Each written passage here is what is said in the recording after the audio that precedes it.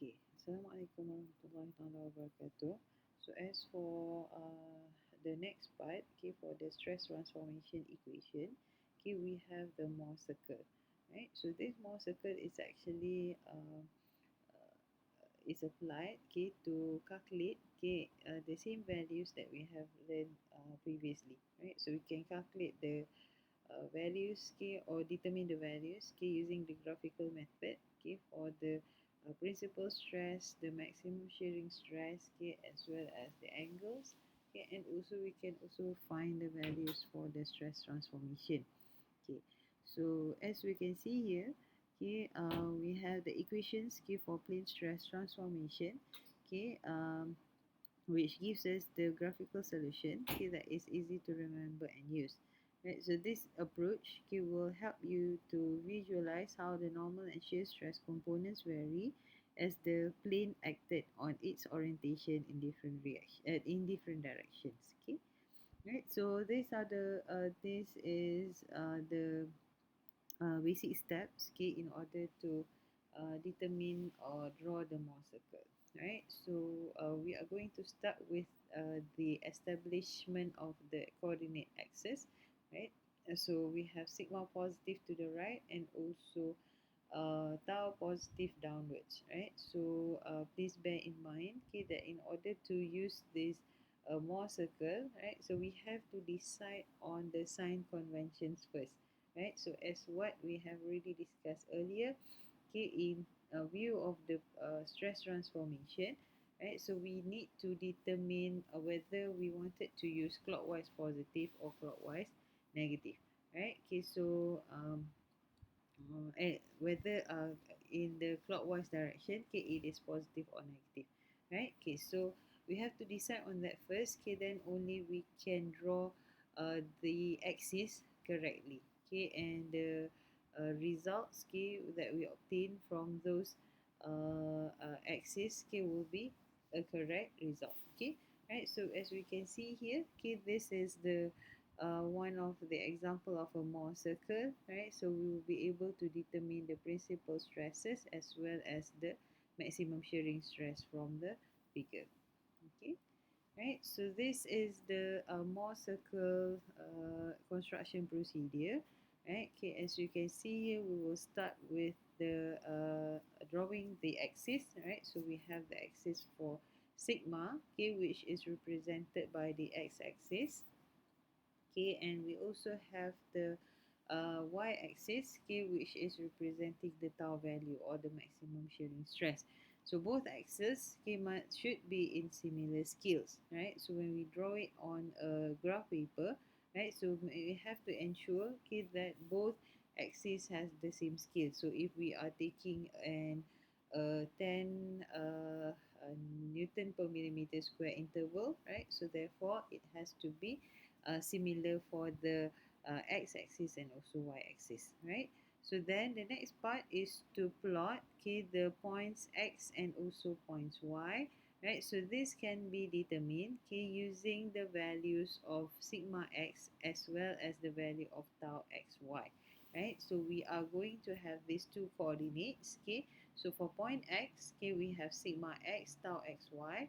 Then we also have y coordinate, okay, which is sigma y, okay, tau y x, right? So we have to plot these two first, okay, in order to get the radius of the circle, right? Then so next we are going to connect the points, okay, x and also y to obtain the center of the circle, right? So we are going to have this line, okay, that can be drawn connecting points x and also points y, and that line will intersect with the x-axis, right, or the axis for sigma, right? So that would be the center of our circle, right? So the center of the circle can be manually calculated, okay, by and also the radius also can be calculated using calculations, right? So this is for the center of circle, right? Okay, whereas sigma average, so we can calculate this using sigma x plus with sigma y over 2.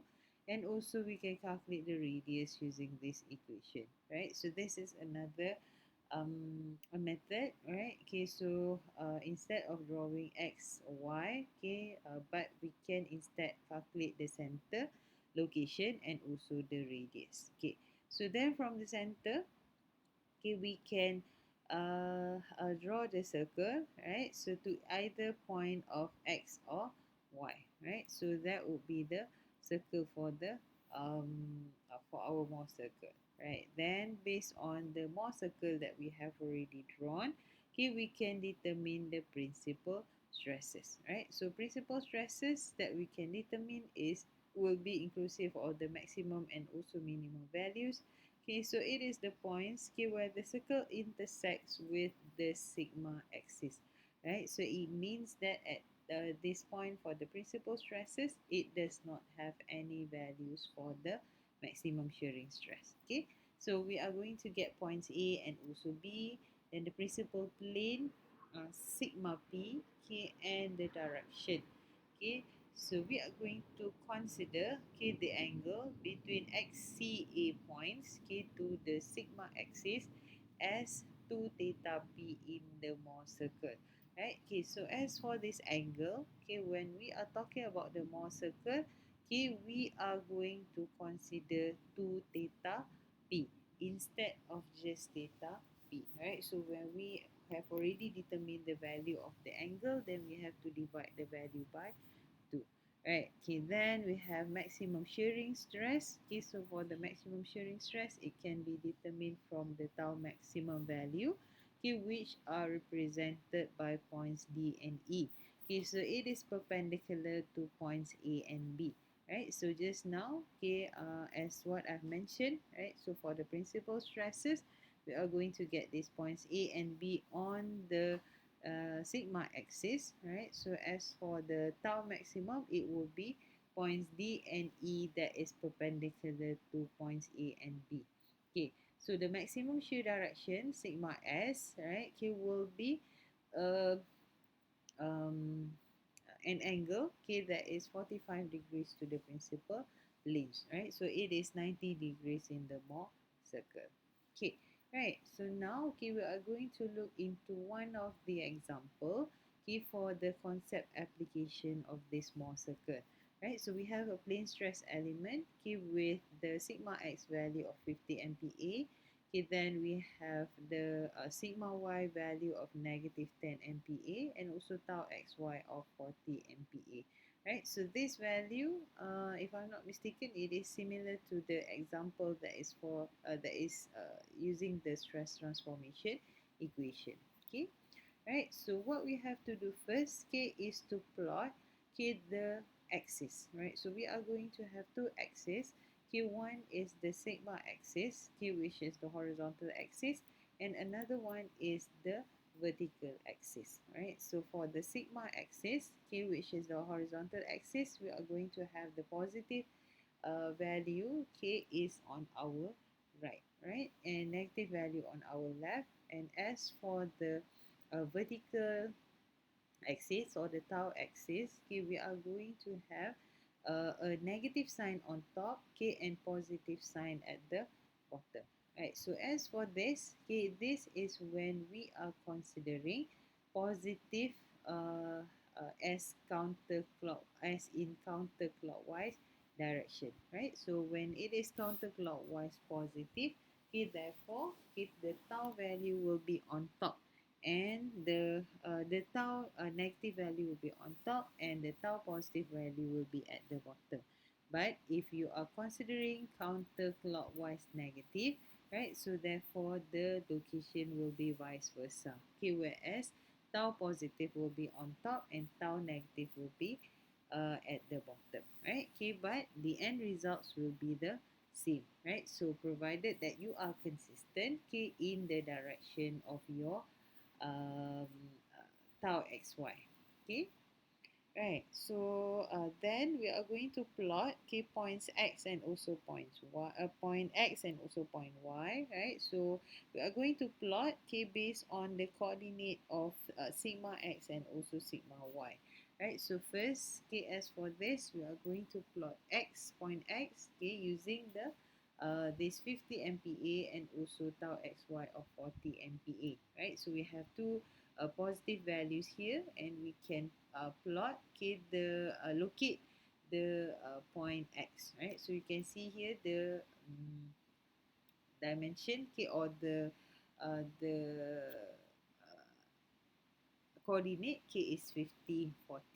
Okay, then another part, k, another point k is for point y, k, whereas we are going to use sigma y, k, and also tau yx, right? Okay, so tau yx, k, will be in the opposite direction to this value of 40, so it is using negative 40, right? So we can see here that we have a negative 40 value here, right? Okay, so we can plot the next point, okay, which is point y, right? So point y's coordinate is negative 10 and also for negative 40, right? So that is the second point, right? So we have x and also we have y. So next, what we can do is we can connect these two dots together, right? So connect these two dots together, and we are going to find an intersection, okay, to the sigma axis, right? So this intersection point will be the center point of our circle,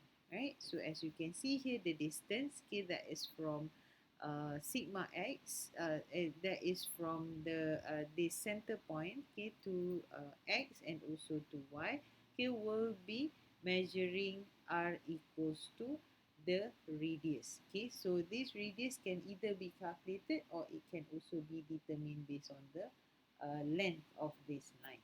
Okay, right, so you can see here this is the center of our circle, right? So using the center of the circle, okay, and using either one of x or y value, or y point, okay, we can draw the circle, right? So you can see here this is the distance, okay, for the center, right? So if it is not determined based on x and y points, right, it can also be calculated using equation, right? Okay, so we can see here this is the center, okay, and then by using the distance, okay, from the center, okay, to the points x or point x or point y, okay, therefore we can plot this circle, right? So we have this circle, so this is the Mohr circle, right?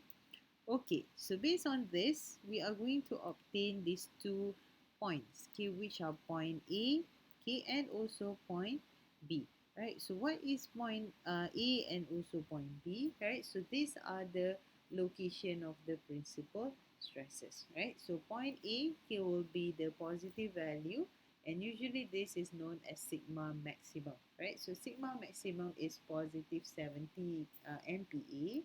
Okay, and as for sigma minimum, okay, the value here is negative 30 MPa, right? So we are going to get one big value and another one is a small value, okay, of the of the principal stress, right? So we have two values here, 70 and also negative 30 MPa, right? So we are getting the same value, okay, that we have already obtained earlier, okay, using the stress transformation equation. Okay, so these are the principal stresses. So the next part, okay, is to determine the value of the angle of rotation, right? So we know that we are going to calculate the value of theta p as well, okay, from the Mohr circle, right? Okay, so it can be measured, okay, from the angle, okay, that is covered, okay, by point x, right? So this is the line, okay, that is from the center of the circle to point x. So we are going to measure this angle. So that would be the angle for the principal plane, right? Okay, so here, okay, we are going to get 2 theta p, right? So 2 theta p is measured, okay, from x plane, okay, to the principal principal plane, right? Okay, so we can see here that we have this 2 theta p, which can be calculated, okay, using this um calculation, right? Okay, so we have 40, right? So 40 is for this location, okay, and also we have 30, right? Okay, so we are going to calculate 2 theta p, right? So we have fx, right, which is the vertical distance, and also we have fc, right, which is the horizontal distance, right? So here, okay, we are going to be able to calculate for tangent to theta p, which is equals to 40 over 30, right? Okay, so here, after substituting this into the equation, we will be able to determine theta p value, which is 26.6 degrees, right? So this 26.6 degrees is similar to the previous calculation that we have done using the stress transformation equation, right? So that is the two method, okay, that we can use in order to determine the principal stresses, okay, right? So, therefore, once we have already determined the principal stress, okay, and also we have determined the principal plane, okay, therefore we can draw, okay, the plane element, okay, that is under principal stresses, right? Okay, so we have sigma maximum 70, okay, and also this 26.6 degrees Celsius, degrees, okay, so sorry, right? So here we have 26.6, okay, value of the angle, okay, so it is particularly for sigma maximum, and as for sigma minimum, it is 30 MPa, right? So as for the 30 MPa, we can calculate, okay, based on this axis, okay, so from here until this point, right? Okay, which is sigma, which is for this negative 30 MPa. Okay, right. So next, okay, we can also determine the maximum shearing stress. Okay, so as what we have on the definition just now, okay, when we talk about the maximum shearing stress, okay, therefore we are going to take the point that is perpendicular to points A and also B, right? So points A and B is here, okay, which is on the on the horizontal axis, right? So therefore, as for the maximum shearing stress, it will be determined, okay, by drawing this perpendicular line, right? So we have this perpendicular line, okay, which is colored as blue here, right? And we are going to have these 2 points, points D and also points E, right? So we have point D and also point E, and we are going to determine the coordinate to get the value of the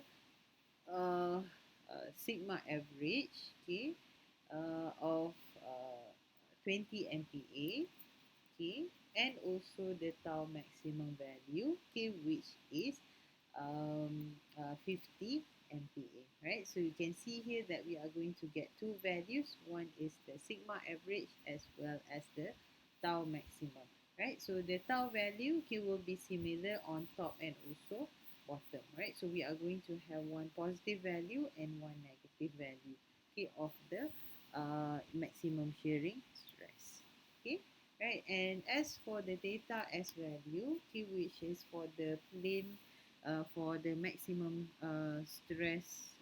maximum shearing stress plane, right? Okay, it can be measured similarly from the plane X, okay, to the um, tau maximum line, right? Okay, so as for this, you can see that we have 2 theta s, okay, that is measuring here, right? So we can calculate, okay, the value of this theta, right? So this can actually be calculated using the equation, okay, for tangent theta s, okay, as well as for this tangent to theta p, right? So it can be either calculated using the trigonometry concept, or it can also be measured using the protractor, right? So we can use either way. So if you are drawing this, okay, and you have the values from the graphical method, right? So therefore the angle can also be measured, right? Okay, only that what you have to bear in mind is that when we are using the Mohr circle,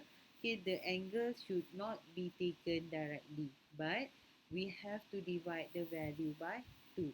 Then only we will get the value of theta p and also theta s, right? So as for this case, so this is the measuring um, angle, right? Okay, so you can see here that the theta S value will be negative 18.43.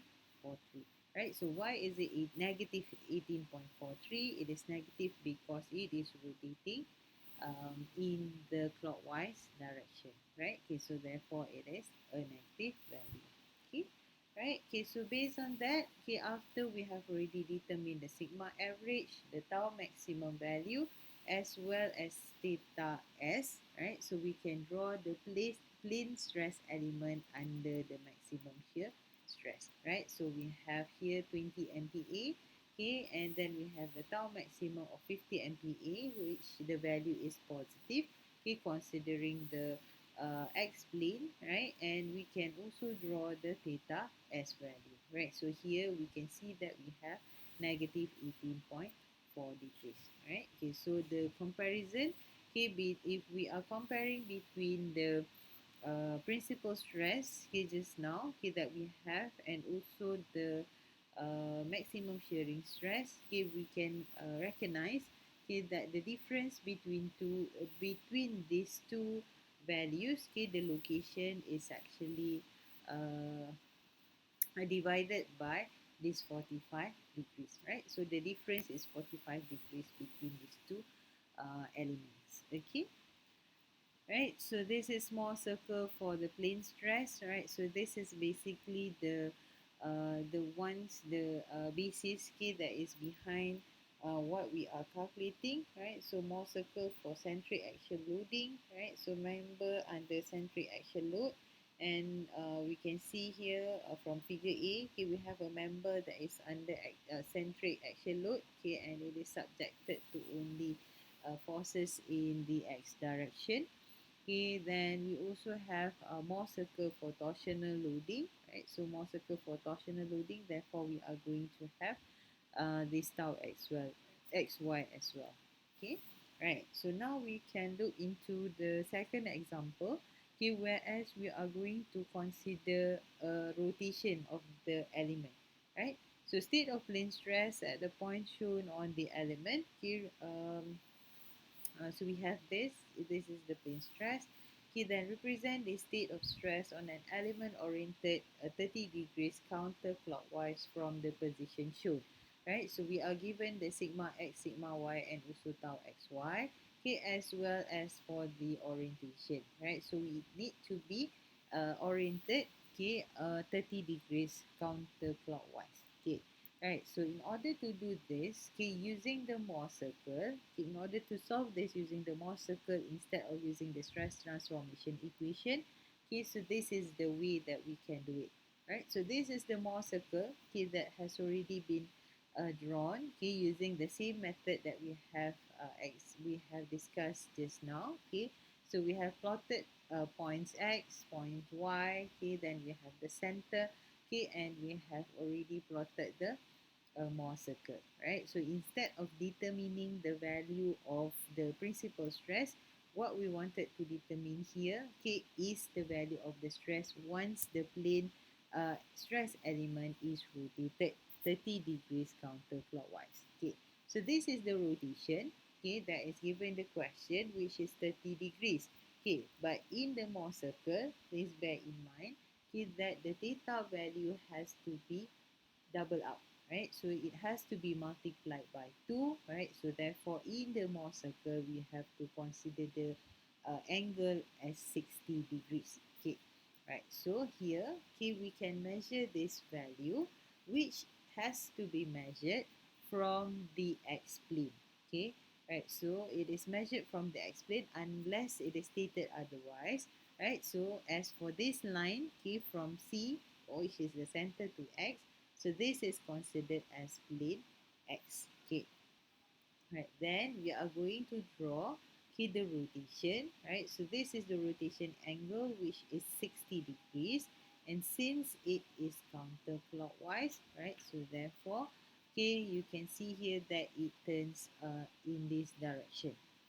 Okay, right. So here, okay, we can see that have we have the value, okay, and then we can draw a line, okay, that is intersecting, okay, to the center of the circle. Okay, so we have here this is 60 degrees. Okay, and we have another line here which is the new plane.